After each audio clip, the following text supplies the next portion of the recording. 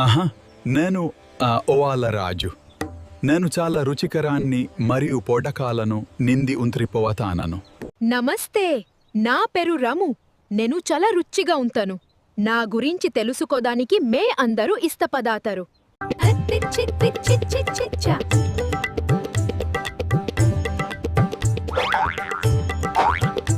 నమస్తే స్నేహితులరా, అందరూ బాగున్నారా? ఏ రోజు నేను మీకు ఒక స్వీట్ సర్ప్రైజ్ ఇవ్వబోతున్నాను.